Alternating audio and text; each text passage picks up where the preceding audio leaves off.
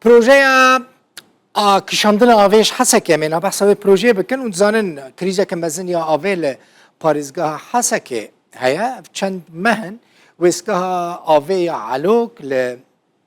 لسريكانية بتمامي راوستيايا وخلقي باجار حسكه در دور حسكه آوی بتانكيران دكرن آوا نپاقجا آوا دكرن جي هما بيجن ناي وخوارن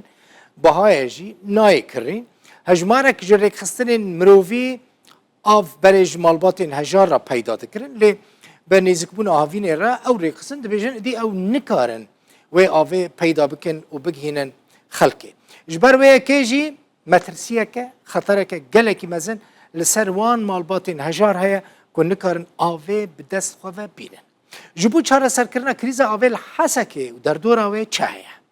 ریو بریا خسر دست به پروژه که کریه جبو کشاندن آوه جبو یعنی وی عموده بکچینه حسکه و آوهش گندواری عموده ببا حسكي ببوريان و درباسي حسكي بك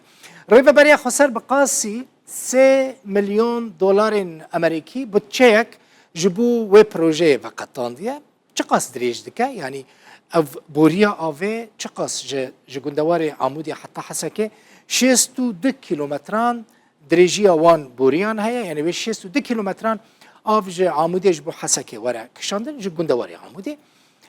چقاس مزنه يعني فرهبونا وان بوريان چقاسه 8 مليمتر بورين آوه و وارن کشاندن فرهن و 20 بیرین آوه بین کولاندن جبو و پروژه گلکی گرینگه براستی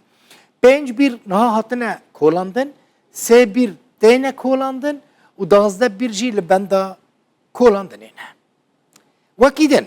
5000 متر سجا کپاسیته انبار کرنا آوه و هبه باشه مليون و 500,000 کس لحسکه و لگندوار حسکه و سودیج و پروژه ببینن جبرکو اوقاس کس جبر گرتنا آوا الوک نها